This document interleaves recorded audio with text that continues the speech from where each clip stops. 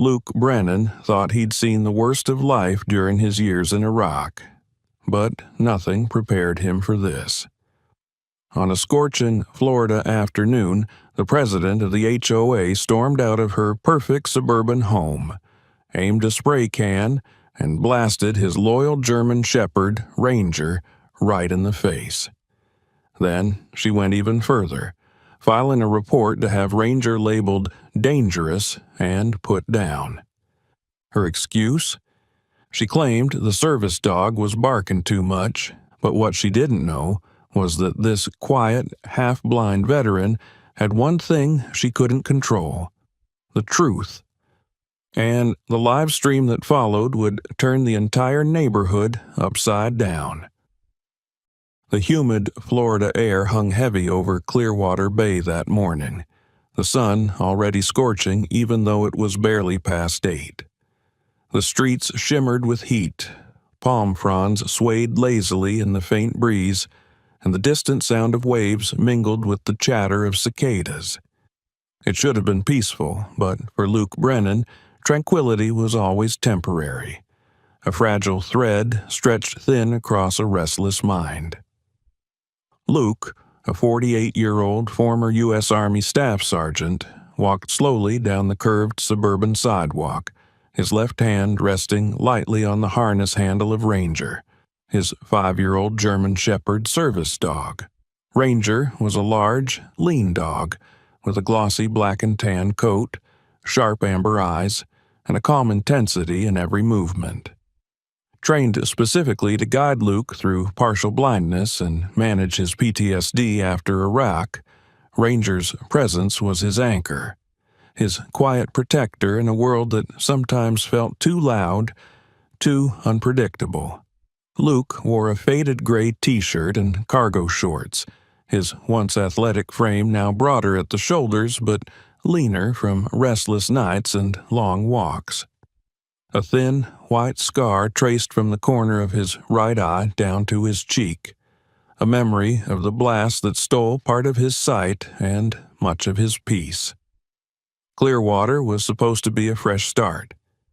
After years of noise, explosions, screams, sandstorms in Iraq, this quiet bay town had seemed like salvation. A small single-story home, a patch of grass, and Ranger by his side. That was all he needed. But peace in a suburban neighborhood always came with strings attached. Those strings had a name: Monica Hargrove. Monica, 48, was the powerful, sharp-edged president of the Clearwater Meadows Homeowners Association.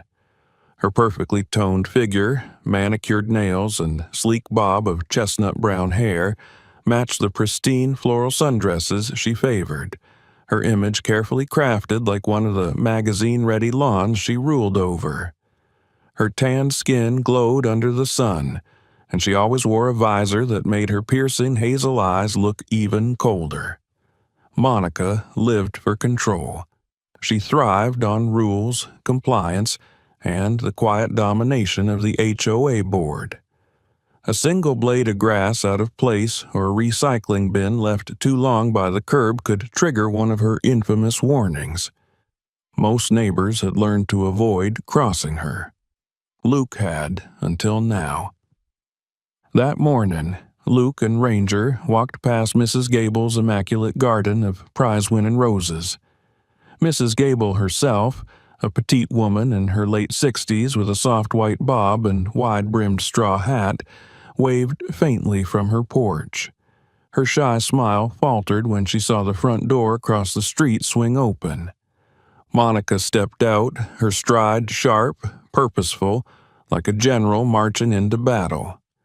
"Luke Brennan," she called, her voice cutting through the thick summer air like glass shattering. "We need to have a word about that animal." Luke stopped, tightening his grip on Ranger's harness. His shoulders tensed involuntarily, the sudden loudness bringing back an echo of gunfire in his mind. He exhaled slowly, the breathing technique drilled into him during therapy, in through the nose, out through the mouth. "Morning, Monica," he said, his voice low, deliberate. What's the problem now?" Monica gestured dramatically toward Ranger, her manicured hand slicing the air. "Your dog. He's been barking and disturbing the peace. This is not acceptable in Clearwater Meadows." Luke frowned. Ranger, ever alert, stood calmly by his side, tail still, ears forward. "Ranger doesn't bark unless he's startled," Luke replied evenly.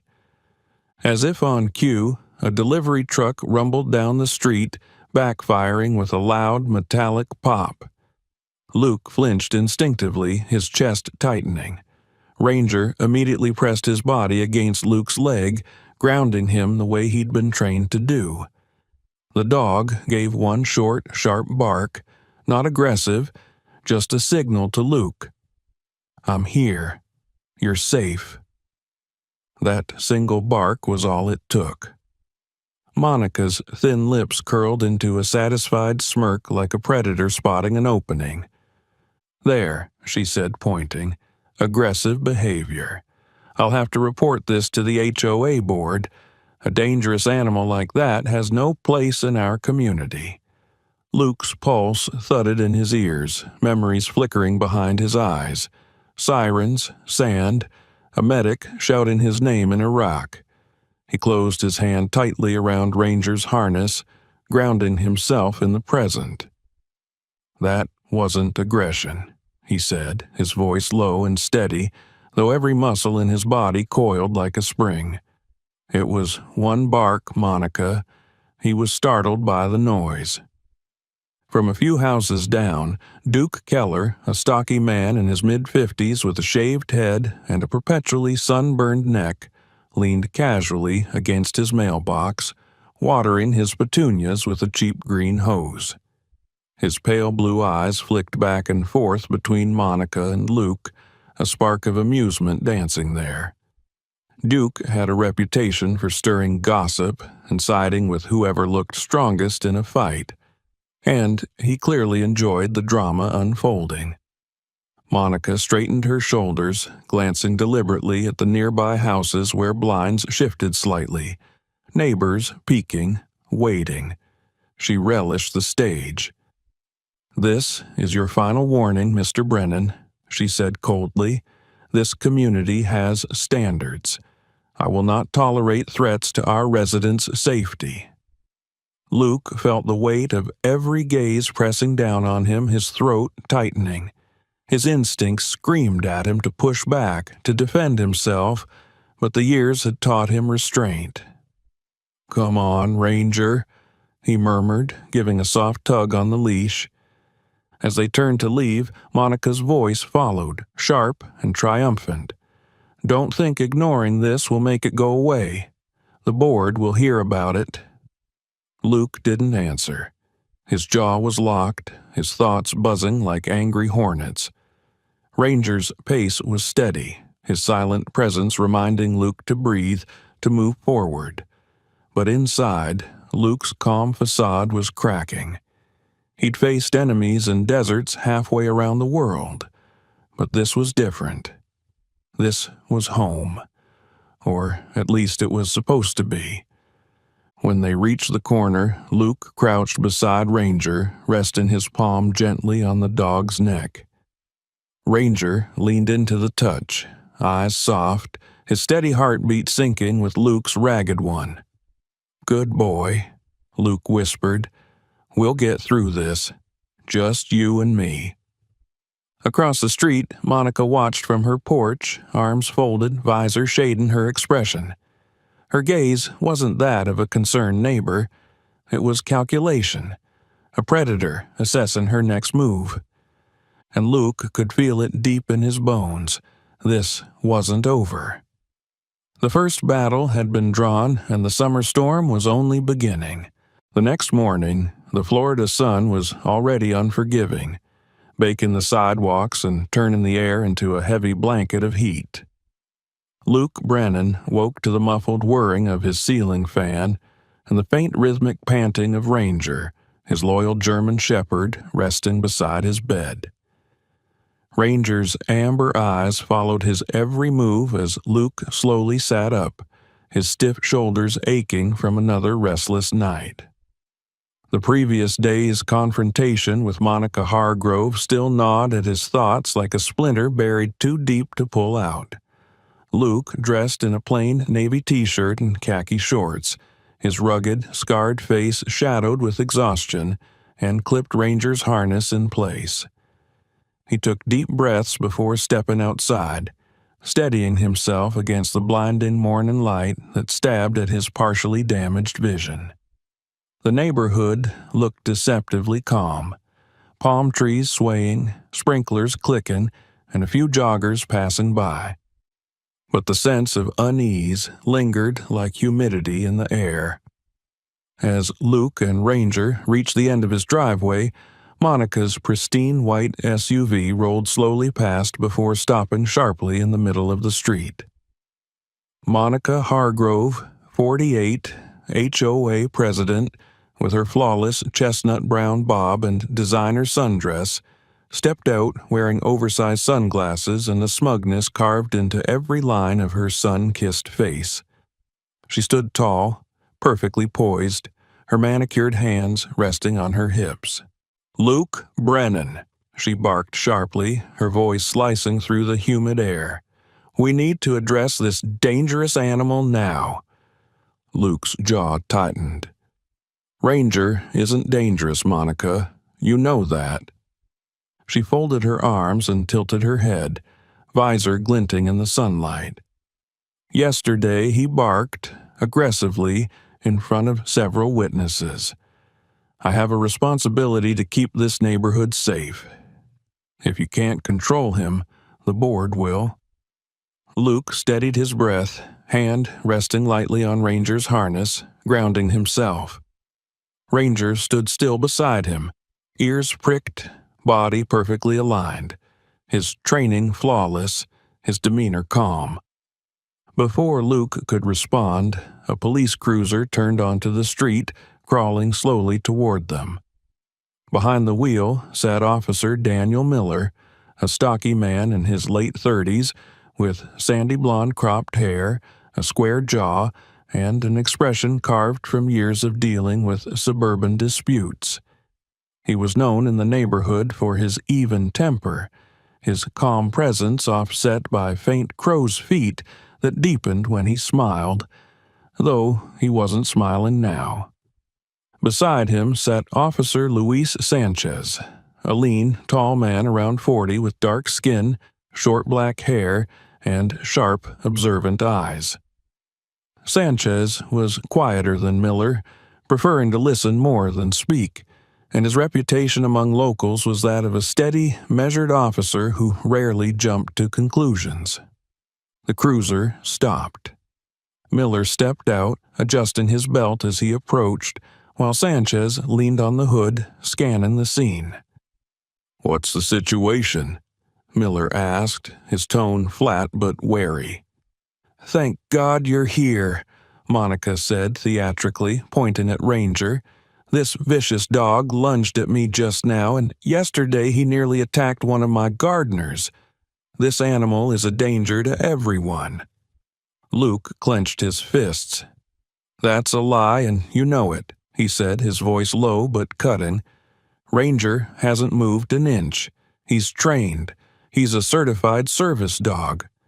Before Miller could reply, Monica's hand darted into her designer tote bag and pulled out a small silver canister. For one surreal heartbeat, Luke thought it was sunscreen. But then she raised it, aimed directly at Ranger's face, and pressed down.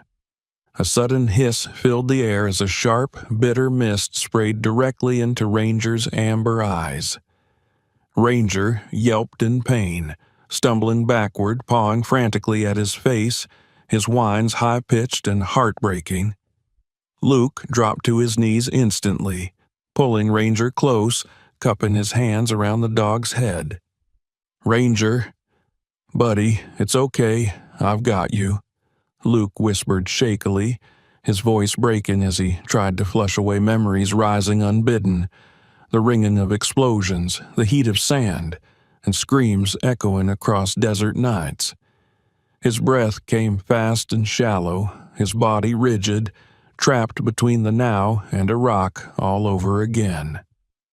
Officer Sanchez moved forward quickly, pulling a small saline bottle from his kit and kneeling beside Luke. "Flush his eyes now," Sanchez instructed, handing him the bottle. Luke's hands trembled, but he followed the order, tilting Ranger's head gently, rinsing the burning chemicals from his loyal companion's face. The acrid smell hung in the humid air, pungent, chemical, almost sweet beneath the sharp burn, like ammonia laced with cheap perfume. Luke gagged on it, tears stinging his own eyes while Ranger whined softly, leaning against his leg for comfort.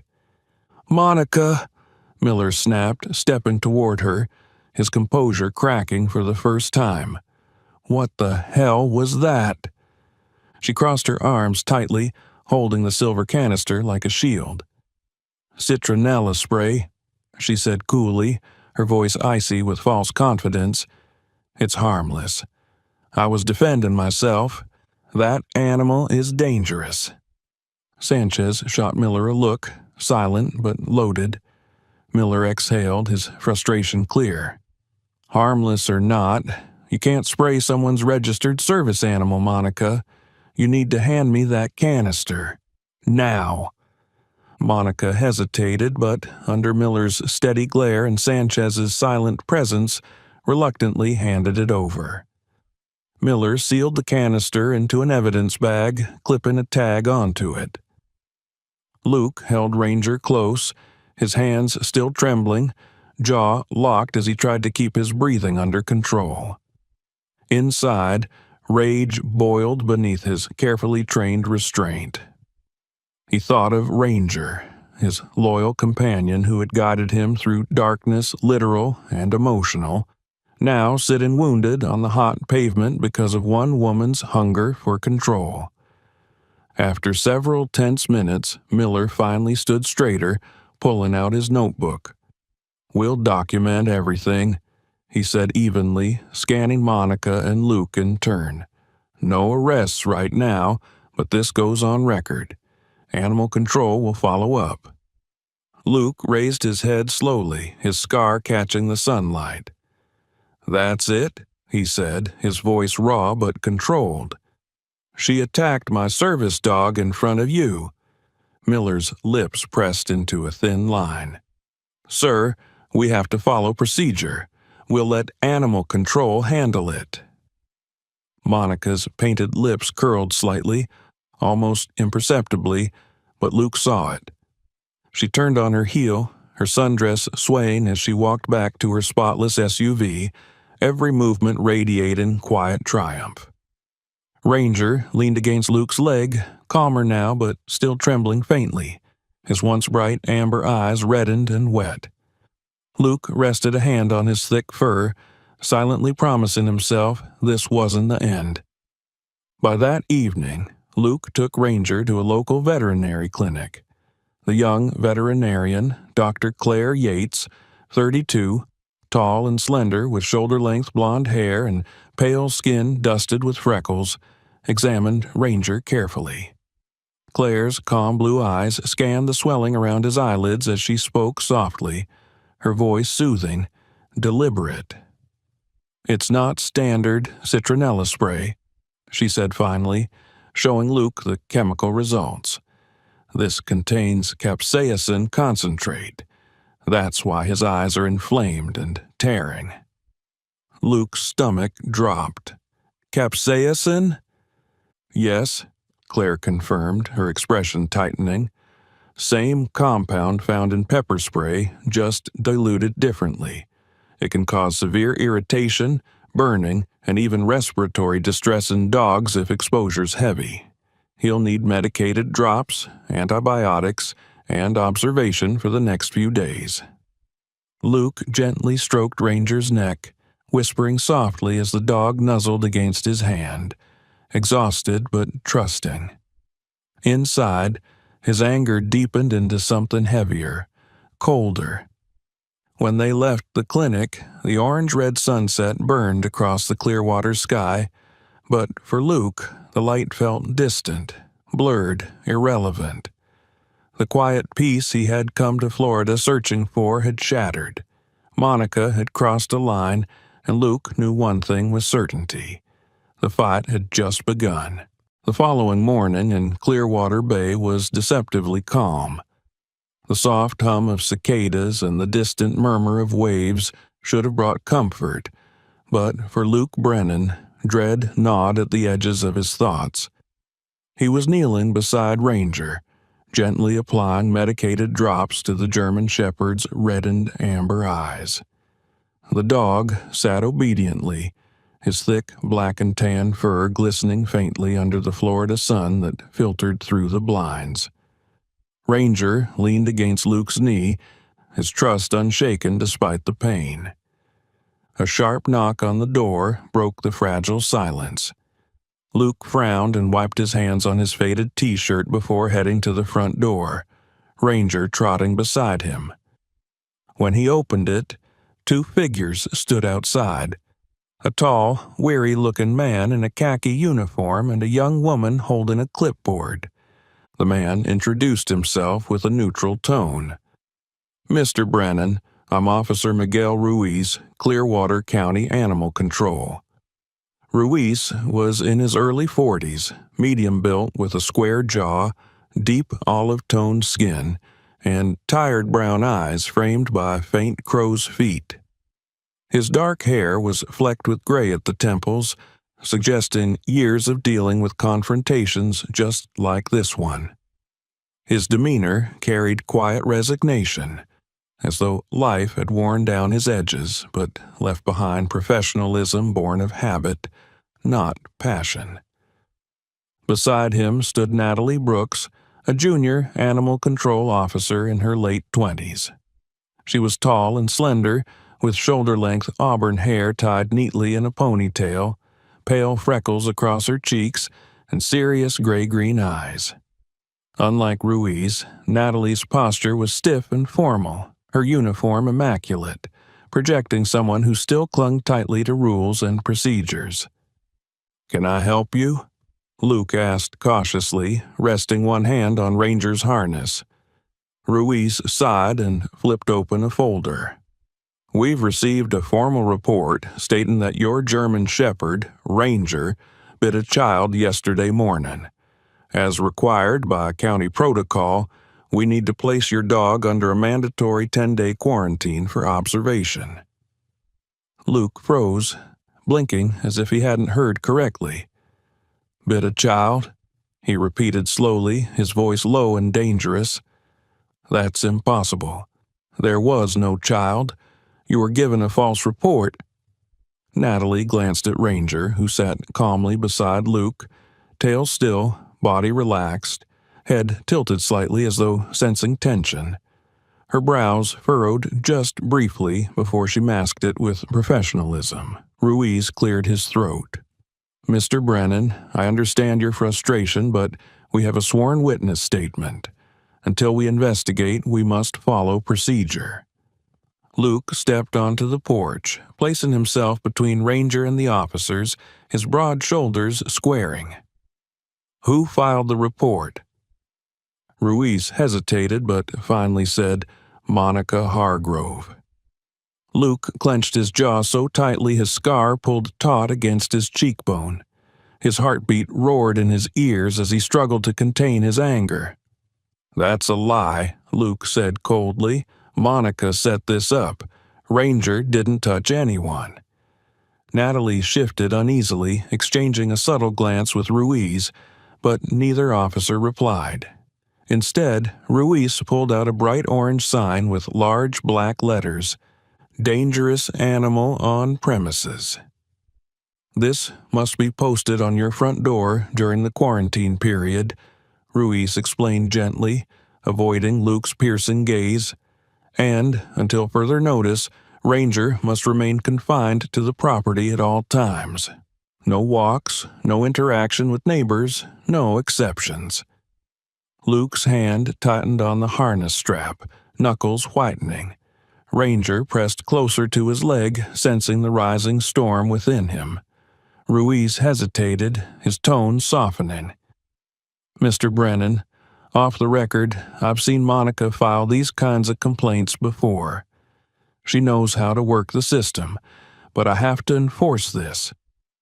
Luke studied his face, recognizing a man caught between duty and conscience. "I have 24 hours to clear Ranger's name before HOA pushes for destruction, right?" Ruiz nodded, clearly uncomfortable. "If we don't have contradictory evidence, Monica can request an expedited hearing and petition for euthanasia." Natalie glanced up at Luke, her voice quiet but firm. "Mr. Brennan, I'd start gathering whatever evidence you have. Videos, witnesses, anything." Luke's chest tightened. He gave a short nod, his voice steady despite the weight in his throat. "I'll prove she's lying." As Ruiz and Natalie walked back toward their White County van, Luke noticed movement across the street. Standing in her perfectly manicured yard was Monica Hargrove, arms crossed, visor shading her smug expression. The faintest curl of satisfaction touched her lips as she watched Ruiz tape the orange warning sign to Luke's door. Luke turned back inside without a word, shutting the door firmly. The sound of the lock sliding into place echoed louder than expected, sealing Ranger and him away from a community suddenly turned against them. Within an hour, HOA enforcers arrived. Two men Luke didn't recognize, both wearing identical blue polos embroidered with the HOA's logo, stepped onto his porch carrying laminated notices. One of them, a tall, heavy-set man in his mid-30s with messy blonde hair and flushed cheeks, introduced himself curtly. "Name's Peter Mallory, HOA Compliance." His partner, a wiry, younger man with sharp features and dark stubble, remained silent, just pinning papers to Luke's fence post. Luke glanced down at the notice when they left. Across the top, in bold red letters, it read, "HOA Safety Alert, Aggressive Dog." A small crowd had gathered on the sidewalk by then, a few neighbors peeking from behind curtains, others whispering behind coffee cups. Mrs. Gable stood frozen on her porch, one hand hovering at her throat, her kind gray eyes full of guilt and hesitation. From the corner of his eye, Luke spotted Duke Keller, leaning against his shiny pickup truck, arms crossed, smirking faintly at the chaos unfolding. As the HOA enforcers drove away, the orange sign and red notices glared like beacons of shame. It wasn't just an accusation anymore. It was a public branding. Ranger whined softly, nuzzling Luke's hand as if to ask why the world had turned on them overnight. Luke crouched down, pressing his forehead briefly against Ranger's, his voice a whisper. "We didn't come this far to be broken, buddy. Not by her. Not now." By dusk, the atmosphere around the house had shifted entirely. Where once there had been casual greetings from neighbors, now there was distance. Parents pulled their children inside. Joggers crossed to the opposite sidewalk. Luke felt every curtain twitching, every quiet judgment settling on his shoulders. Inside, he sat at his kitchen table, scrolling through his phone. HOA's bylaws, animal control regulations, Florida's ADA protections for service animals. He devoured them line by line, his scarred hands clenching the pages as though they might give him control over something spiraling rapidly away. He finally stopped at a clause buried deep in county code. Any quarantine order may be overturned if credible evidence disproves the incident within 24 hours. Luke leaned back, exhaling sharply. That was it. The thin thread holding Ranger's life above the blade Monica had sharpened. He had less than a day to find proof Monica lied. No videos yet. No willing witnesses. A community too afraid to cross her. But Luke wasn't afraid of her. Not anymore. Outside, the orange sign fluttered faintly in the humid evening breeze, glowing under the dim street lamp like a silent accusation. And across the street, Monica's lights burned bright late into the night, as if she knew he would fight back. Luke rested a hand on Ranger's fur, his whisper barely audible. "She started this war, but we're going to finish it." The heat clung heavy over Clearwater Bay that afternoon, the air thick with salt and humidity.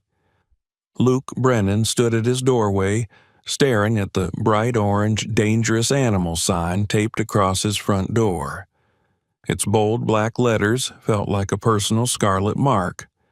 Behind him, Ranger sat quietly on the cool tile floor, his alert amber eyes following Luke's every move, sensing the frustration radiating from his owner. Luke ran his hand over the thick fur along Ranger's neck, his jaw tightening. He had less than 20 hours left to clear Ranger's name before Monica Hargrove's HOA board would push for his euthanasia. Luke started with Mrs. Evelyn Sharp's house, just 3 doors down. Her small white cottage sat beneath the shade of an old oak, flower beds carefully maintained with delicate lavender and azaleas. Mrs. Sharp was a widow in her early 70s, a petite woman with neatly curled gray hair, pale, freckled skin, and soft gray eyes that always carried a trace of sadness. She answered the door wearing a faded blue cardigan despite the oppressive heat, her delicate fingers fidgeting nervously with the edge of the fabric. "Oh, Luke," she said softly, her voice trembling slightly. "I saw what happened yesterday. Poor Ranger. That awful woman had no right." Luke managed a tight smile. "I know, Evelyn. That's why I'm here. I need your help. Do you have any footage from your security camera? It faces the street, right? It could show Ranger wasn't aggressive." Mrs. Sharp's smile faltered, her gaze flicking toward Monica's immaculate 2-story home across the street before returning to Luke, guilt shadowing her face. I do, but Luke, I can't. Monica, she chairs the architectural committee." "My garden shed," she whispered, lowering her voice further. "It's not technically approved. She's been letting it slide. If I go against her—" She trailed off, swallowing hard. Luke's shoulders slumped slightly. "Evelyn, this isn't about sheds or roses. This is about Ranger's life." Tears pooled faintly in her eyes.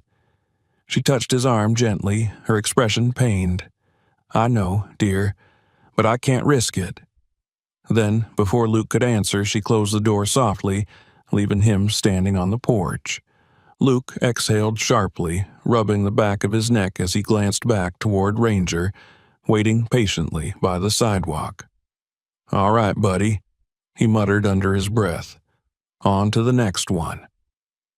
The second house belonged to Greg Parker, a man in his mid-40s known around Clearwater Meadows for his spotless lawn and meticulously trimmed hedges. Greg was tall and lean, with sandy blonde hair combed neatly back, a clean-shaven jaw, and piercing green eyes that tended to look past you rather than at you.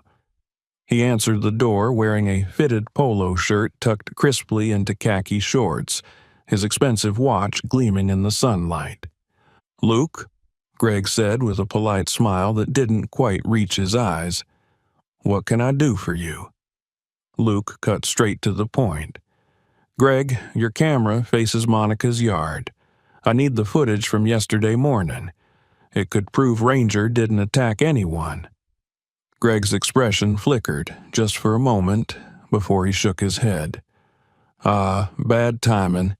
The camera's been acting up since last week. System's down. Haven't had time to fix it." Luke's gaze drifted past Greg's shoulder and spotted the small red light on the camera mounted above the garage, glowing steadily. Ranger gave a quiet huff beside him, as if sensing Luke's rising irritation. "Funny," Luke said evenly, his voice low and controlled. "Looks like the system's working fine to me." Greg shifted uncomfortably, his polite mask slipping slightly. "Look, Luke, Monica's got influence, you know? She can make life difficult for people. My lawn's been under review for months. One letter from her and I get fined. But guess what? She waived it. I can't get involved." Luke stared at him for a long moment, his jaw tightening before he stepped back. "Got it," he said flatly. "Enjoy your perfect lawn, Greg." As Luke walked away, Ranger pressed lightly against his leg, grounding him with his steady presence. Luke scratched behind the German shepherd's ear, his voice barely above a whisper. "She's buying them off, buddy, one by one." Across the street, a sleek black sedan slowed before pulling into Duke Keller's driveway. Duke, the burly man in his mid-50s with his perpetually sunburned neck and bald head glinting in the sun, leaned lazily against the hood of his polished pickup truck, arms crossed, smirking faintly at Luke's struggle. Duke had always loved drama but hated conflict, unless he was watching it unfold from a safe distance. Luke approached cautiously, Ranger trotting beside him. "Duke," Luke began, keeping his tone neutral, "you've got the best angle on Monica's place from your camera. I need the footage, please." Duke squinted, wiping the sweat from his forehead with the back of his hand. "Camera's dead," he said simply, shrugging. Luke followed Duke's gaze upward and spotted the camera mounted just under the eaves, the small indicator light glowing green. His chest tightened. "You're lying," Luke said calmly, though his voice carried steel underneath. "What did she promise you?" Duke straightened, his smirk fading slightly. "Stay out of my business, Brennan," he muttered, his tone sharp now. "Maybe if you kept that mutt on a leash, none of this would have happened." Luke stepped closer, lowering his voice. "He was on a leash, Duke. He's a trained service dog, and you know it." For a brief moment, their gazes locked, Luke's stormy and unyielding, Duke's uneasy but defiant. Finally, Duke muttered under his breath and turned away, disappearing into his garage without another word. Luke stared after him, his fists clenching before he exhaled slowly, forcing himself to calm down. Ranger nudged his thigh gently, grounding him once more. By late afternoon, Luke had visited 6 houses, and every conversation ended the same: excuses, evasions, fear. A small web was becoming visible. Monica didn't just have influence, she had control. Through fines, approvals, HOA bylaws, and whispered threats, she'd built a network of silent compliance. As Luke walked home, the sound of children's laughter echoed faintly from a backyard down the street. And yet, when he glanced around, shutters closed quickly and front doors slammed softly. He felt the weight of isolation settle over him like the stifling Florida heat. Back at his porch, Luke crouched beside Ranger, scratching gently under the dog's collar as Ranger leaned into his touch, soft whines escaping between shallow breaths. "They're scared," Luke murmured. "But fear doesn't last forever. We'll find a way." When he stood, his gaze drifted instinctively toward Monica's immaculate house at the end of the cul-de-sac. Curtains twitched slightly before falling back into place. Her fortress was quiet, but Luke could feel her watching. It was clear now, Monica wasn't acting alone. The HOA board was backing her, arming her with power over every detail of the neighborhood's life, and Luke understood one thing with cold clarity: this wasn't just about Ranger anymore. It was a fight against something much bigger. The evening heat over Clearwater Bay clung heavy and suffocating, beads of sweat rolling down Luke Brennan's temples as he sat hunched over the kitchen table. His laptop glowed dimly under the soft yellow light, the reflection catching the sharp edges of his scar and tired eyes. Ranger, his loyal German shepherd, lay curled at his feet, head resting on his paws, breathing steadily but softly, whimpering every now and then. The humiliation of the orange dangerous animal sign and the neighbors' silence still burned in Luke's chest. Time was running out. He needed proof, solid, undeniable proof, to dismantle Monica Hargrove's trap. Luke reached for his phone and scrolled through his contacts until his thumb hesitated over a familiar name: Ethan Cole. Ethan had been his closest comrade during Iraq, a battle-hardened tech specialist who now worked in cybersecurity for a private firm. Back then, Ethan was the one who could bypass encrypted insurgent comms while ducking under mortar fire. If anyone could uncover Monica's real plans, it was him. Luke hesitated, knowing the risk. He drew a steady breath and pressed call. The line picked up on the second ring. "Brennan." Ethan's deep, slightly gravelly voice came through, touched with a faint southern drawl. "Been a while. You sound like a man standing in a minefield." Luke allowed himself the faintest smile. "Feels about right. I need your help, Cole. It's about Ranger." There was silence for a beat, then Ethan replied, voice sharpened by instinct. "I'm listening." Luke explained everything: Monica's false claims, the chemical spray attack, the fabricated report about a child bite, the HOA's backing, and the looming threat of Ranger's euthanasia. His voice was calm but edged with steel, each detail tightening the noose around Monica's scheme. Ethan listened quietly, but Luke could almost picture his old comrade pacing, running a hand through his short-cropped brown hair the way he always did when deep in thought. Ethan was 46 now, lean and sharp-featured, with sun-creased skin and gray at his temples. Years in war zones and behind secure screens had given him a face carved by both tension and precision. "All right," Ethan said finally. "You're telling me this HOA queen's running a shadow war in the suburbs and trying to put down a trained service dog? That's not happening on my watch." Luke exhaled, tension easing slightly at Ethan's certainty. "I need something I can use against her. Documents, emails, anything." Ethan chuckled softly, low and humorless. "That's my language." Within minutes, Ethan had accessed the HOA's public portal, tapping through firewalls like a pianist on familiar keys. Luke sat silently, listening to the rhythmic clicking of Ethan's mechanical keyboard in the background. Finally, Ethan muttered, "Gotcha." "What is it?" Luke asked, leaning forward. "Email servers," Ethan said, his tone tightening. "Monica's sloppy. Passwords garbage. Meadows 123. Amateur hour."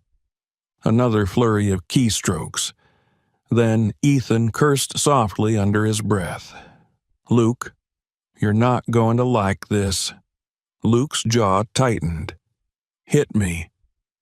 "There's an email chain," Ethan continued, his voice clipped. "Monica wrote to her assistant, Sarah Collins, 2 hours after the spray incident. She ordered Sarah to draft a false report stating Ranger bit a visiting child. Monica even instructed her to make the child anonymous. No names, no witnesses, nothing traceable." Luke felt his stomach drop, anger rising in sharp waves. "Sarah," he repeated quietly. "She's the key," Ethan said. Mid-30s, judging by her personnel file. Brown hair, shoulder-length green eyes, average build, pale complexion. Been Monica's assistant for 3 years. Everything suggests she's under her thumb. Annual salary reviews tied to HOA compliance performance. Translation: Monica owns her. Ranger stirred under the table, sensing Luke's rising tension, resting his nose on Luke's knee. Luke ran his hand absent-mindedly through the German shepherd's thick fur, grounding himself. "Go on," he said evenly. Ethan continued. "It gets worse. Monica CC'd the entire HOA board in another email.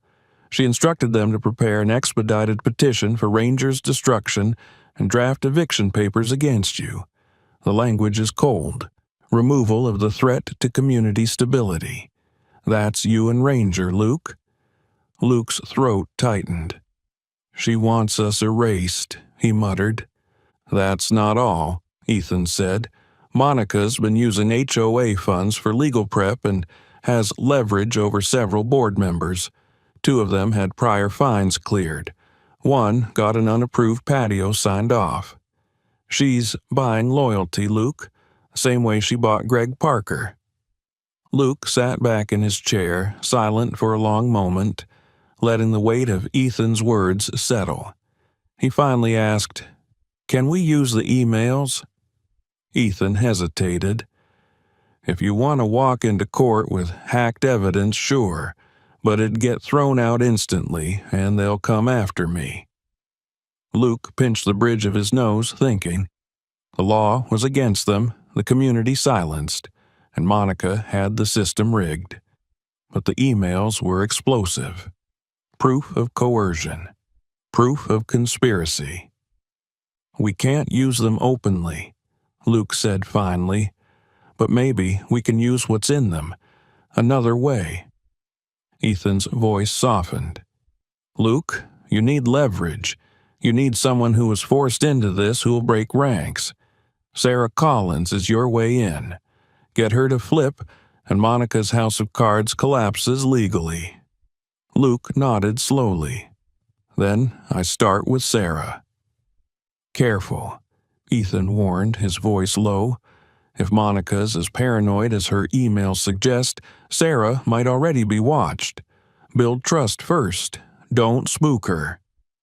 Luke stared at the faint glow of Monica's house through his kitchen window, its immaculate blinds drawn tight like a fortress hiding secrets. His fingers drummed lightly on the table, the plan beginning to take shape. "Ethan," Luke said, his voice firm again, "thank you. But after this, I owe you more than I can repay." Ethan chuckled dryly. "You already did, brother. Iraq, 2006. You pulled me out of that Humvee before it went up. Consider this balance." Luke smiled faintly, though the heaviness didn't lift. "Stay on standby. This isn't over." After ending the call, Luke glanced down at Ranger, who looked up at him with calm, steady amber eyes. Luke crouched to scratch behind his ears, murmuring softly, "We've got the proof, buddy. Now we need the courage." Outside, the street lay quiet beneath the hazy Florida dusk, but Luke could feel the tension humming beneath the surface, a war brewing in silence. Monica thought she had won. What she didn't know was that the first crack in her fortress had just appeared. The next day, Clearwater Bay was stifling under the unforgiving summer sun, the kind of heat that made the air ripple above the pavement. Luke Brennan walked Ranger slowly along the shaded edge of his yard, keeping within the property boundary per the quarantine order. Ranger's posture was alert but calm, his amber eyes scanning the quiet cul-de-sac, his thick black and tan coat glistening faintly under the light. Every movement in the neighborhood carried tension now. The silence of once friendly streets felt heavier than the Florida humidity itself. Luke's mind spun as he replayed Ethan Cole's revelations from the night before. The hacked HOA emails confirmed what he already suspected. Monica had orchestrated everything and forced Sarah Collins, her assistant, into signing the false report. Sarah was the key. If he could get her to talk, he could expose Monica without compromising Ethan or risking illegal evidence. Across the street, Monica's blinds were drawn, but Luke had the unsettling feeling she was watching anyway. He glanced at Ranger. "Eyes open, buddy," he murmured, giving a light tap on the harness. Minutes later, the opportunity he'd been waiting for came from nowhere. Luke spotted Sarah Collins stepping out of Monica's house, holding a stack of folders in one hand and a phone pressed to her ear with the other. Sarah was in her mid-30s, slender with soft curves, shoulder-length chestnut brown hair that framed her pale face, and striking green eyes clouded by stress. She wore a simple cream blouse tucked into a navy pencil skirt, the faint creases suggesting a morning rushed and restless. Sarah's attention was entirely on her phone call, her free hand fluttering nervously as she spoke in a hushed, strained voice. Luke couldn't hear much, but fragments carried faintly across the still street. "I know. I can't lose this job. Mom's medication." That's when Luke's sharp hearing caught the screech of tires rounding the corner too quickly. A delivery van, its driver distracted by his phone, came barreling down the narrow street.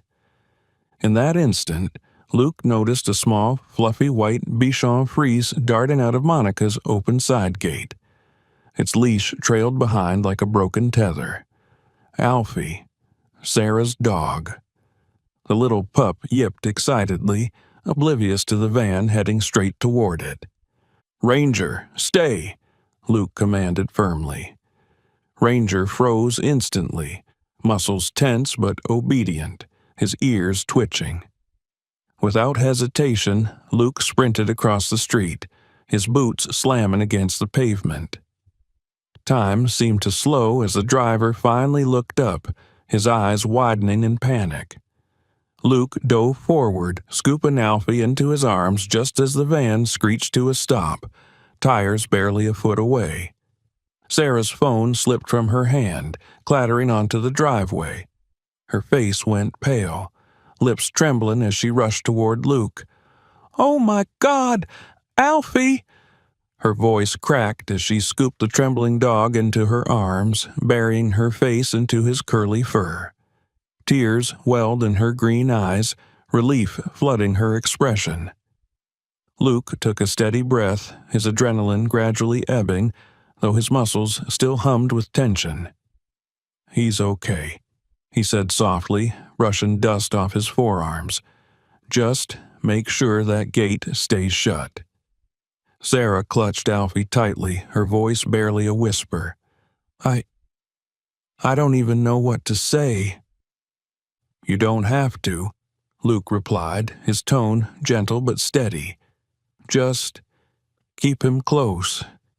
He got lucky today." Sarah's gaze lingered on Luke, her composure faltering under the weight of guilt. "Luke," she began, hesitating, her knuckles white where they clutched Alfie's leash. "I need to tell you something about Monica." Luke glanced back toward Monica's house instinctively, the curtains still unmoving but oppressive. "Go on," he said, lowering his voice. Sarah swallowed hard, her shoulders tense. "She made me sign it," she whispered, her voice shaky but urgent. "The report. I didn't want to, but she said if I refused, she'd fire me. My mom." Her voice caught, breaking slightly as her free hand rose to her lips. "She's sick, Luke. Stage 3 lung disease. Her treatment's expensive, and the insurance comes through Monica's contract. Without this job..." Luke's chest tightened. He crouched slightly so his gaze met hers, his voice calm, low, and steady. "Sarah, this isn't your fault. Monica put you in an impossible position." Sarah shook her head quickly, tears clinging to her lashes. "I signed it, Luke. I told them Ranger bit a kid who doesn't even exist. I lied. And now they're going to take him away." She glanced at Ranger, whose calm amber eyes studied her intently, as if sensing the emotion in her voice. "He's not dangerous. I know he's not. But Monica—" Luke rested his hand lightly on Ranger's harness and leaned closer, his voice quiet but unyielding. "Then help me stop her." Sarah's breath hitched, her grip tightening around Alfie. I can't," she whispered, shaking her head. "If Monica finds out—" "She will find out," Luke interrupted softly but firmly, "whether you help me or not. Monica's building this entire case on a lie, Sarah. Sooner or later, the truth's coming out. But if you stand with me now, we can control how it happens. You could be the reason Ranger walks free. The reason Monica's power finally cracks." For a moment, the only sound was the faint whir of cicadas and Alfie's soft whimpering. Sarah's gaze shifted between Luke, Ranger, and Monica's house, her fear and guilt wrestling in her expression. Luke lowered his tone further, offering a lifeline instead of pressure. "You've been carrying this alone long enough. Let me help you. I'll protect you. I'll protect your mom. You don't deserve to go down with her, Sarah." Finally, Sarah let out a trembling breath and nodded slowly. "Okay," she whispered, her voice breaking but resolute. "I'll help you." Luke straightened, relief settling briefly over his features before his gaze hardened again. "We'll take it one step at a time. First, we build your statement. Then we'll dismantle Monica's lies piece by piece."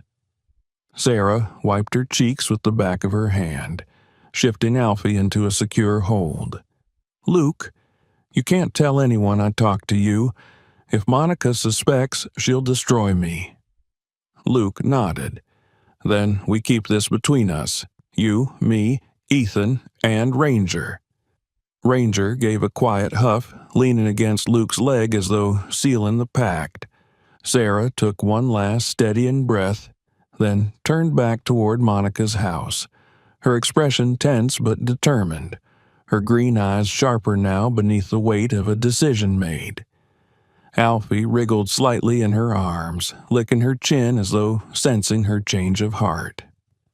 As Luke watched her disappear inside, a faint smile tugged at the corner of his lips. For the first time in days, hope had returned, fragile but real.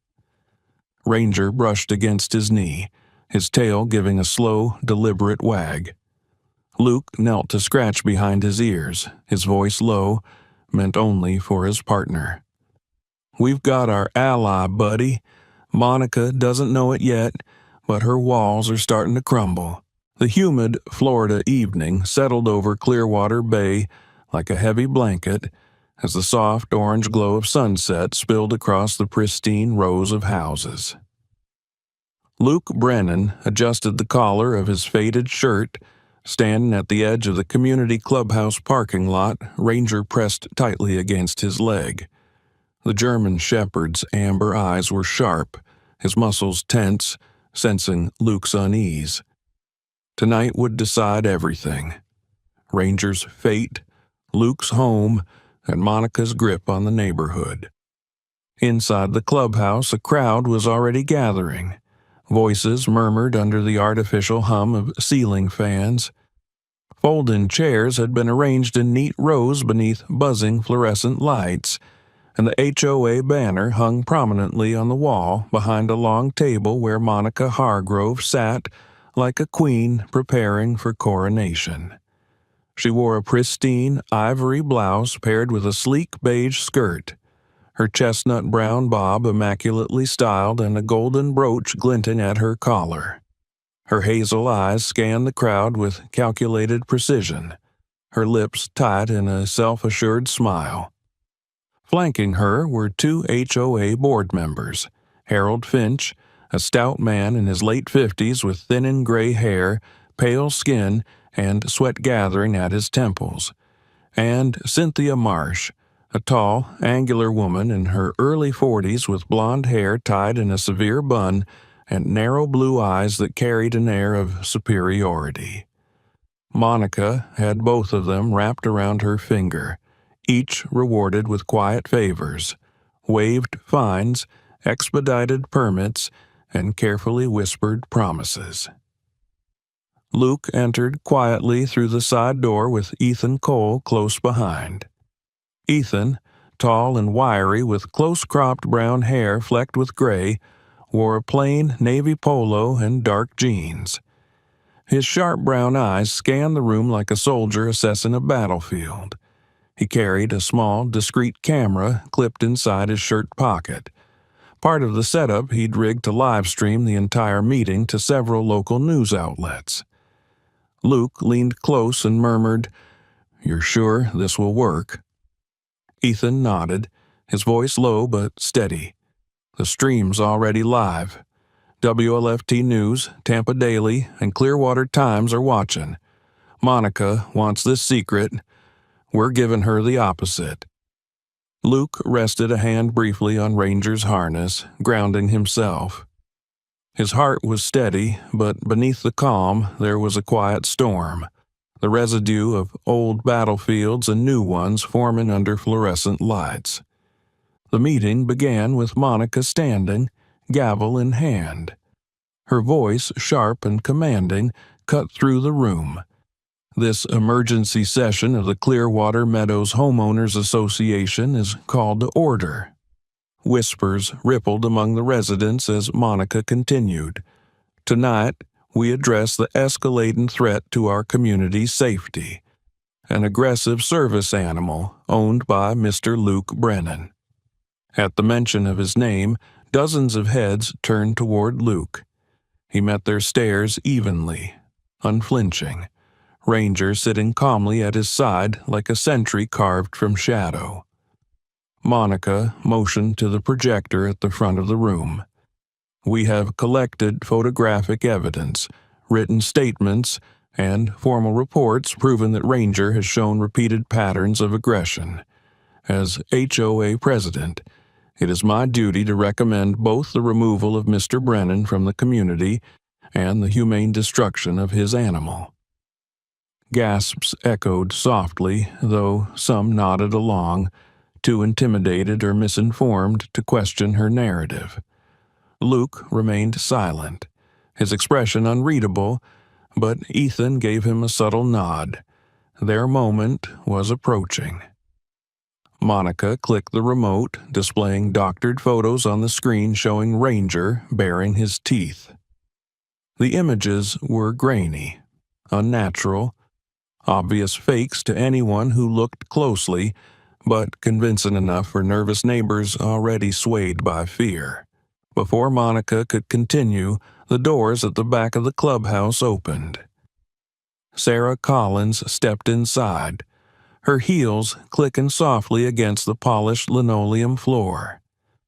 She was dressed simply in a pale green blouse and charcoal gray skirt, her shoulder-length brown hair tucked neatly behind her ears. Her green eyes were wide but resolute, her face pale but determined. A ripple of murmurs swept through the crowd. Monica froze mid-sentence, her knuckles whitening around the gavel. "Sarah," Monica said sharply, forcing a tight smile, "what are you doing here? Staff are not required to attend board meetings." Sarah's voice trembled at first, but steadied as she spoke, projecting across the room.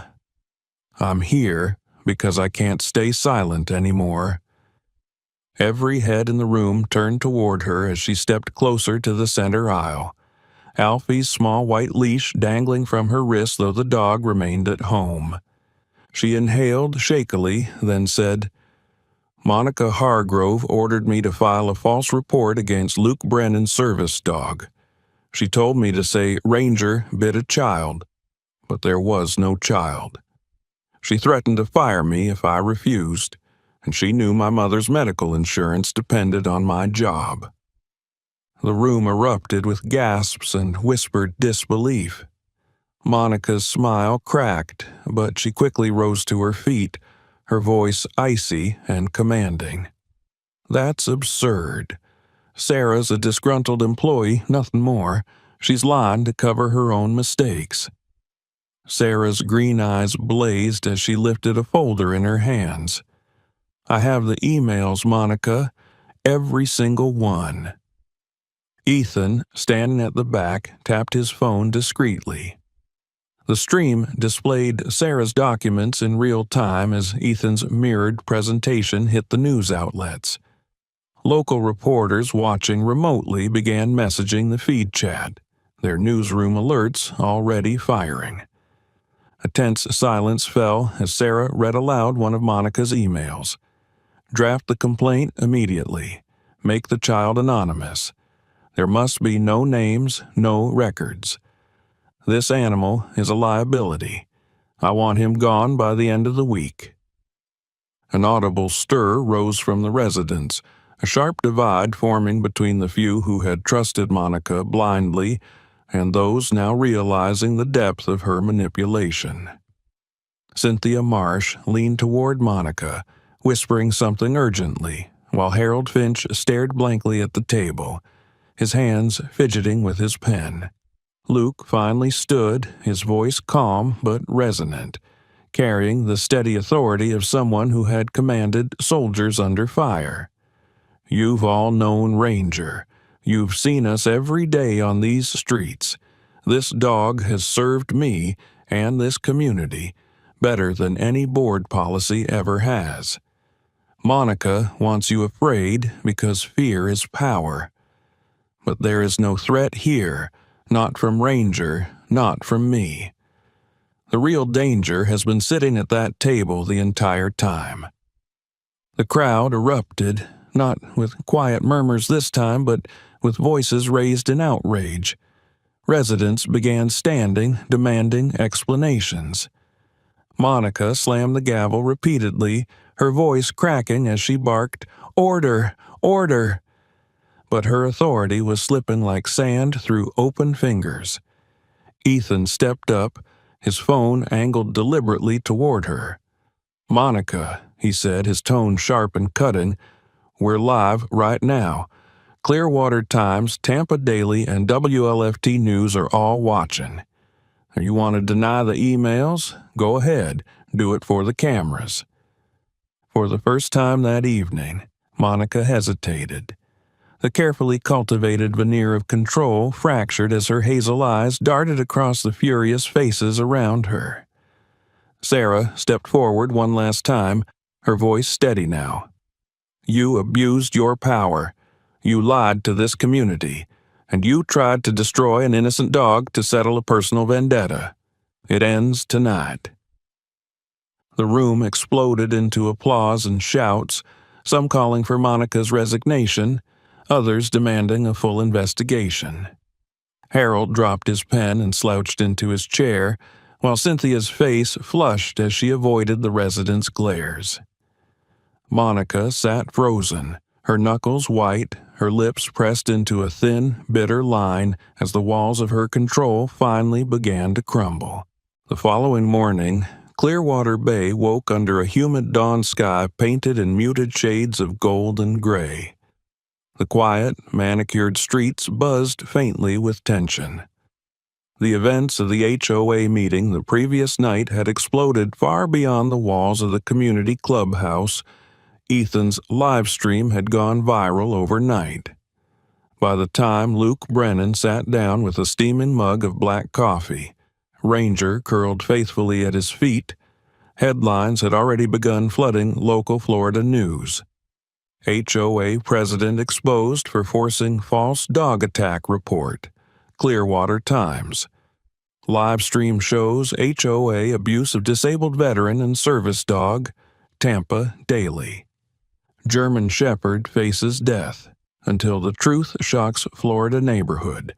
WLFT News. Luke scrolled through his phone slowly, his vision blurry around the edges, but his hearing sharper than ever. His partial blindness forced him to rely more on sound, and he could almost hear the distant undercurrent of change humming in the neighborhood. Neighbors talking, voices hushed but urgent, fragments of apology filtering through the walls. Ranger rested his large head on Luke's boot, tail thumping softly. The German shepherd's golden-brown coat caught the morning light, his dark saddle markings standing out vividly. His amber eyes calm but alert, as if sensing the storm brewing around them. A sudden knock at the door broke the silence.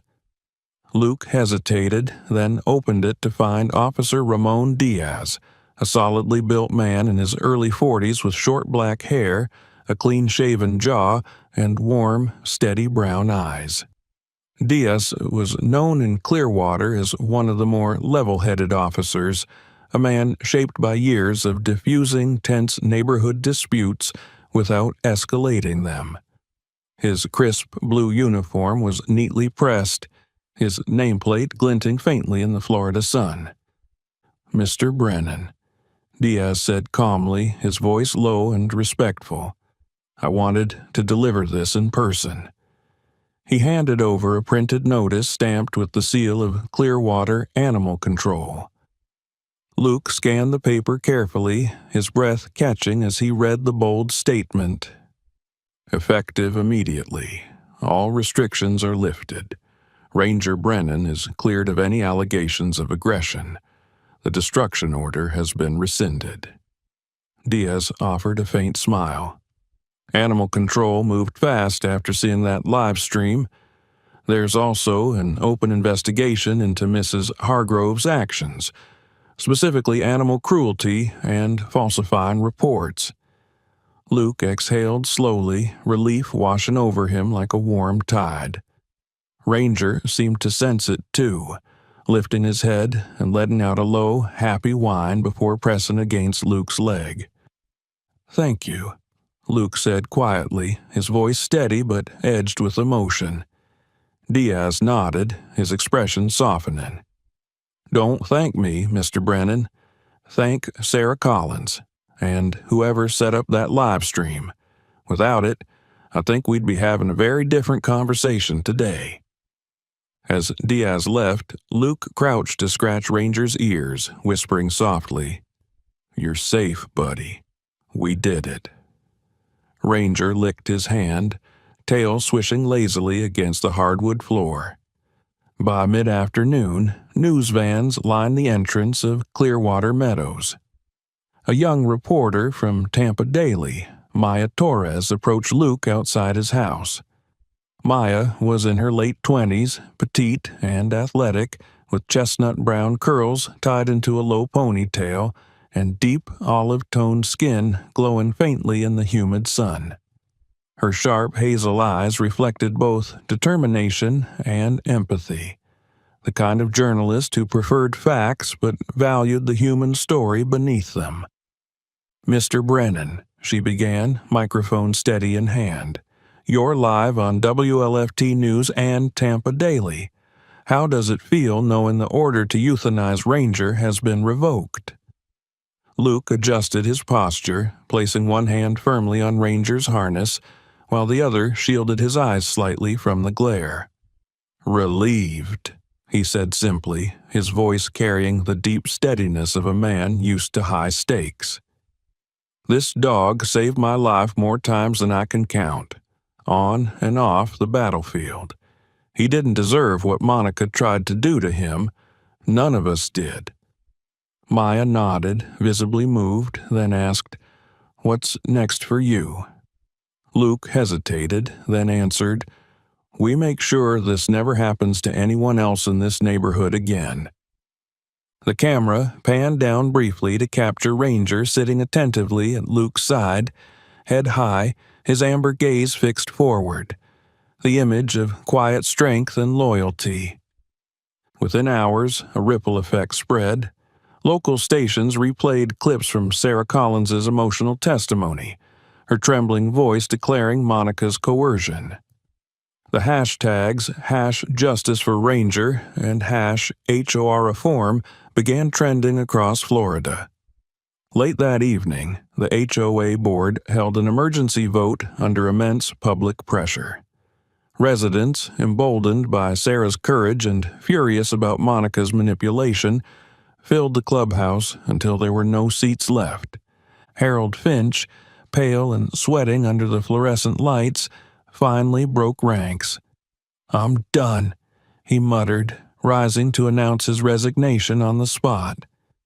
Cynthia Marsh attempted to defend Monica, but boos drowned her out as residents demanded accountability. When the final vote was counted, the decision was unanimous. The Clearwater Meadows HOA was dissolved, effective immediately. Monica sat at the head of the table, her pristine blouse rumpled, her hazel eyes glassy with disbelief. The power she had wielded so carefully slipped completely from her grasp. Before she could leave, two uniformed Clearwater officers, Diaz and his partner, Officer Lena Brooks, a lean, dark-skinned woman in her late 30s with braided black hair and a sharp, composed demeanor, approached Monica calmly. "Mrs. Hargrove," Diaz said firmly, "you're being summoned for questioning regarding falsified reports, harassment, and potential animal cruelty violations. You'll need to come with us." Monica's lips pressed into a thin, rigid line as murmurs filled the room. For the first time, she had no words, no gavel, and no control. Outside, Sarah stood quietly near Luke, Alfie cradled in her arms. Her pale face glowed faintly under the warm streetlights, her green eyes shimmering with something Luke hadn't seen in weeks. Relief. "You did it," Sarah whispered. Luke shook his head gently, resting a hand on Ranger's back. "No," he said softly, "we did it." The night closed with Ranger sitting beside Luke on the porch, the heavy Florida air broken only by the chirp of cicadas and distant sounds of neighbors talking freely for the first time in months. The orange, dangerous animal sign was gone, ripped from the door, replaced by the faint hum of laughter and the quiet breath of hard-won peace. The Florida heat pressed heavy over Clearwater Bay that morning, but for Luke Brennan, it wasn't the weather making his palms sweat. Dressed in a dark, neatly pressed button-down and clean khaki trousers, he stood outside the Pinellas County Courthouse, his hand resting gently on Ranger's harness. The German shepherd, now fully cleared of all accusations, sat calmly at his side, his black and tan coat glistening under the sun, amber eyes scanning every passing sound. Ranger sensed Luke's unease but remained steady, tail still, body poised, the picture of loyalty. The courthouse steps buzzed with reporters and curious residents. Maya Torres, the Tampa Daily reporter who had first broken the livestream story, stood off to the side, microphone in hand, chestnut curls tied back, olive-toned skin glowing faintly under the morning sun. She nodded respectfully at Luke as he passed, choosing the restraint over intrusion. Today was not about headlines. It was about justice. Inside, the marble-floored courtroom was cool and sharp under bright, recessed lighting. The air carried the faint scent of polished wood and quiet tension. On one side sat Luke with Ranger at his feet, flanked by attorney Daniel Hartman, a composed man in his mid-40s with short, sandy blonde hair, steel-gray eyes, and a clean-shaven face. Tall and lean, Hartman had built his reputation on defending veterans' rights and ADA, Americans with Disabilities Act, protections, his style a blend of calm precision and unyielding resolve. Across the aisle sat Monica Hargrove, her once pristine composure replaced with a brittle veneer of defiance.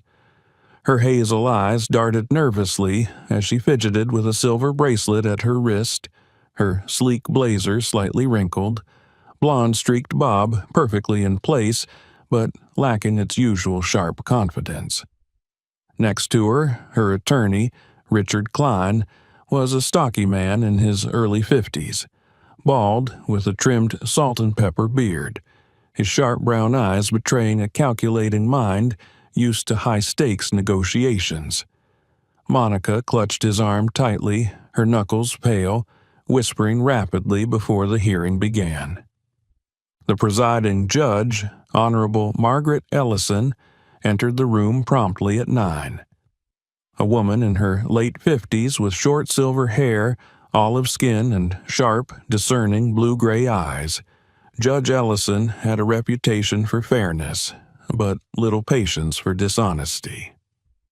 Dressed in her black robe, she moved with quiet authority and settled into her chair, adjusting her glasses as she scanned the docket. Court is now in session for Brennan versus Clearwater Meadows HOA, the clerk announced, his voice echoing slightly in the tall chamber.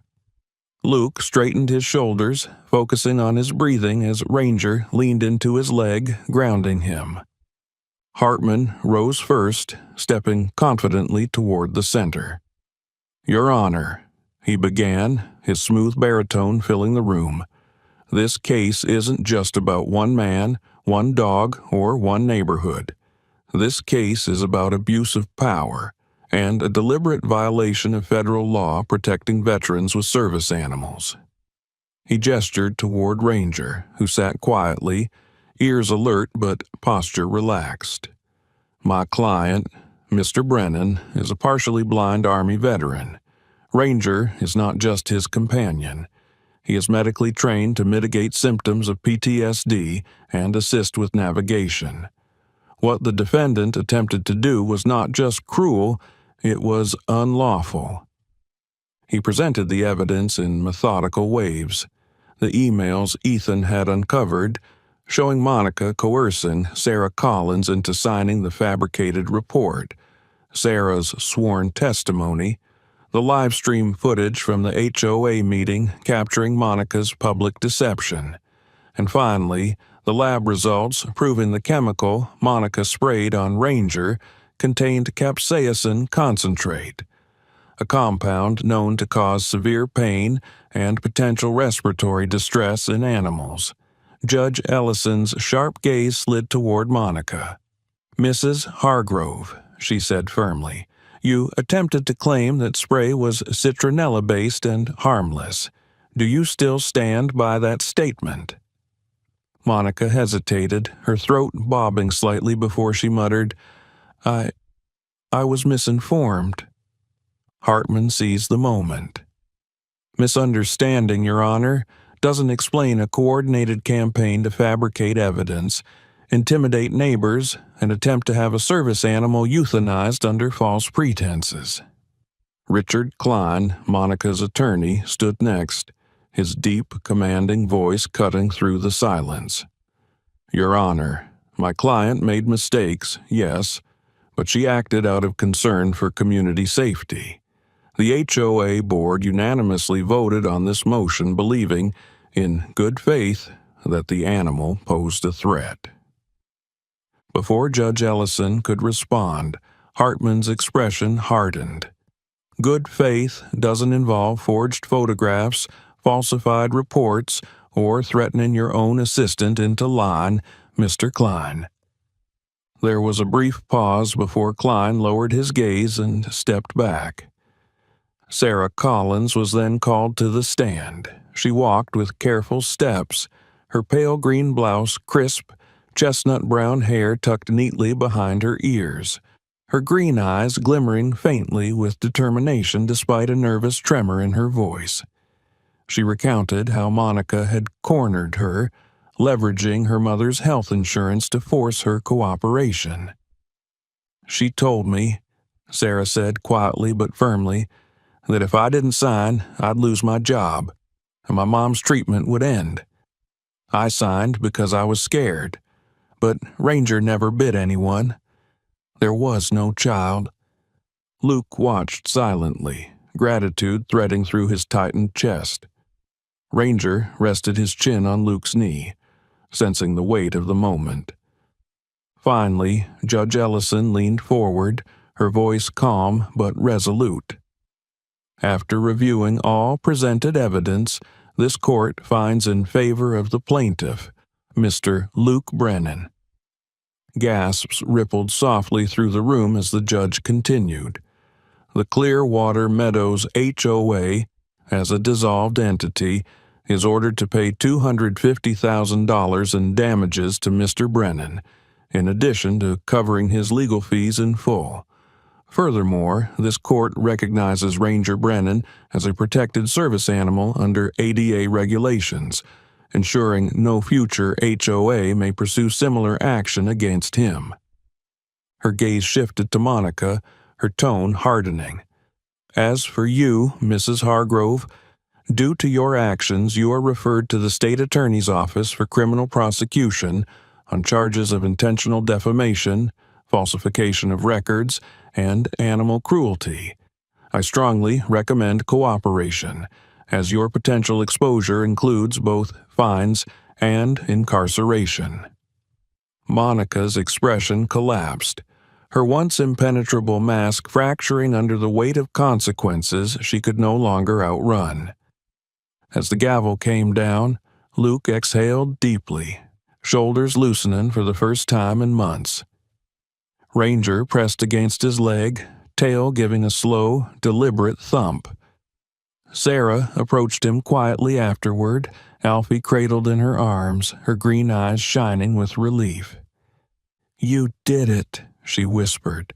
Luke shook his head softly, glancing at Ranger with a faint smile. "No, Sarah, we did." Outside the courthouse, cameras flashed, residents cheered quietly, and Maya Torres delivered her live broadcast. Monica, avoiding eye contact, was escorted by Klein into a waiting black sedan, whispers trailing her down the courthouse steps. For Luke, though, the noise faded behind him. He crouched, cupped Ranger's face gently in his hands, and whispered the words he'd carried through sleepless nights. "We're going home."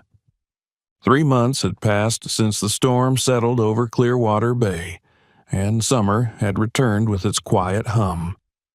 The salty Florida breeze drifted lazily through the streets, carrying with it laughter, conversation, and the occasional bark of a distant dog. The once divided neighborhood had transformed.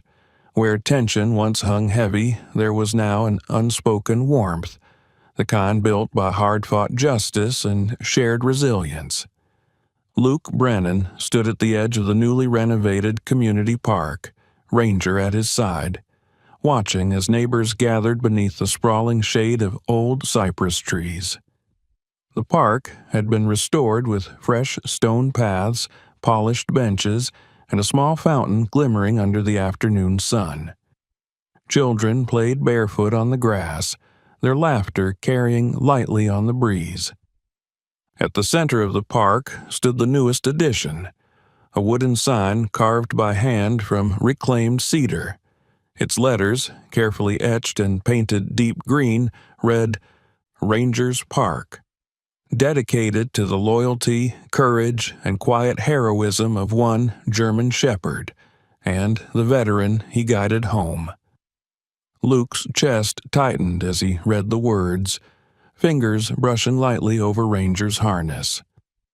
The 5-year-old German shepherd sat calmly, his thick black and tan coat glimmering in the sunlight, his amber eyes scanning the crowd like a silent sentinel. Ranger's ears twitched at the faint sound of children giggling nearby, his tail giving a slow, contented thump against the ground. Behind Luke, Sarah Collins approached, Alfie trotting at her heels. Sarah looked different now, lighter, freer. Her shoulder-length chestnut-brown hair swayed softly in the breeze, and her pale complexion glowed faintly beneath the Florida sun. Dressed in a light cream sundress, her green eyes no longer carried the weight of guilt and fear, but shone instead with quiet gratitude. She bent to scoop Alfie into her arms, pressing her cheek against his soft white curls. "They really did it," Sarah said softly, stepping beside Luke. "A park for Ranger." Luke nodded, his lips curving into a small, steady smile. "He deserves it," he said, resting a hand on Ranger's back. "We all do." The event had drawn dozens of residents, some of whom had once avoided Luke out of fear, manipulation, or silence. Evelyn Sharp, the elderly neighbor whose trembling hands once gripped her garden tools, now stood nearby, chatting animatedly with a young couple about wildflowers. Greg Parker, who had once lied about his security cameras, walked past sheepishly before finally pausing to mutter an awkward, "I was wrong, Luke, about everything." Luke gave him a short nod. "We move forward," he replied simply, and Greg managed a relieved smile before walking away. Toward the fountain, Maya Torres, the Tampa Daily reporter, stood with her crew, microphone in hand, chestnut curls tied loosely today. She wore a navy blouse tucked into fitted beige trousers, her olive-toned skin glowing in the bright summer light. Maya caught Luke's eye and smiled warmly before returning to her live coverage, her voice carrying across the park. "Clearwater Bay honors Ranger, the German Shepherd whose loyalty helped uncover HOA corruption and unite an entire community. Today, residents celebrate not just a victory for justice, but a renewed sense of belonging." Meanwhile, the new HOA board, elected just a month earlier, mingled among the residents, speaking openly and laughing without the heavy air of intimidation that once loomed over the neighborhood. Thomas Reed, the new HOA president, stood chatting under the shade of a cypress tree. A broad-shouldered man in his late 40s with close-cropped dark brown hair and warm hazel eyes, Thomas was dressed casually in a short-sleeved chambray shirt and khaki shorts. Unlike Monica, his approachable demeanor and quiet sincerity had already won residents' trust. As the ceremony began, Thomas stepped forward, holding a microphone. "This park," he said, his voice strong but filled with warmth, "isn't just about honoring Ranger or Luke. It's about all of us, neighbors who chose to come together instead of being divided by fear and control. Today, we carve more than a name into wood. We carve a reminder that integrity and community matter." Applause rippled through the crowd. Sarah dabbed her eyes with the edge of her sleeve, and even Evelyn Sharp clapped along, her face glowing with pride. Luke glanced down at Ranger, who sat alert and steady at his side, ears perked, watching the movements of the crowd like a seasoned guardian. "You hear that, buddy?" Luke whispered softly, scratching behind Ranger's ears. "You've got your name on a park. Not bad for a dog they call dangerous." Ranger gave a soft, low huff, leaning gently against Luke's leg as though acknowledging his words.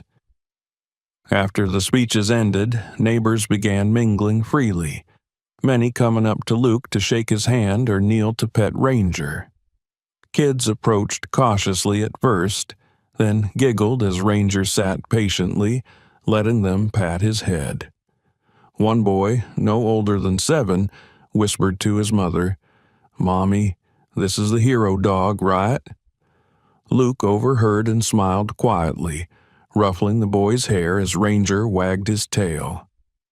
Sarah joined Luke under the shade of a large oak tree. Alfie curled up in her lap. "I got the job," she said suddenly, a smile breaking across her face. Luke tilted his head. "At the marketing firm?" She nodded eagerly. "It's good, Luke, really good. They're kind, flexible, and they don't make me sign false reports," she added with a soft laugh. Her green eyes softened as she looked at Ranger. "I owe both of you more than I can ever repay."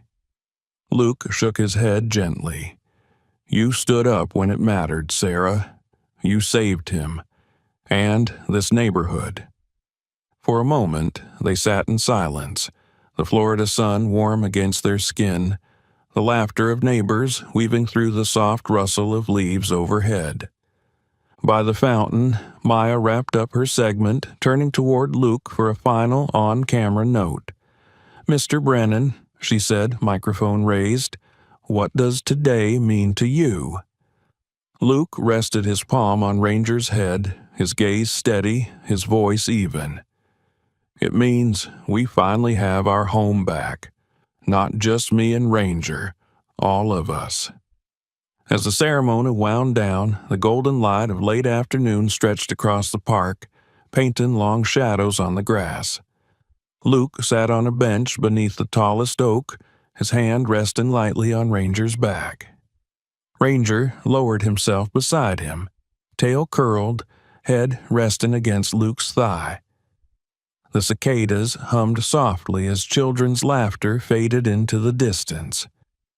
For the first time in years, Luke felt something unfamiliar and whole settle in his chest. Peace. Here, beneath the shade of the oak, with Ranger by his side and neighbors gathered in warmth instead of fear, Luke finally had what he thought he'd lost long ago, a true home.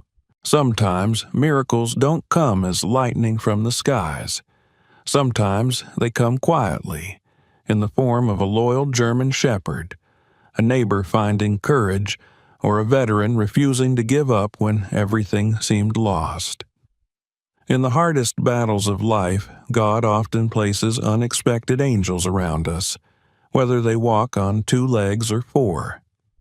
This story reminds us that faith, love, and perseverance can turn even the darkest chapters into victories.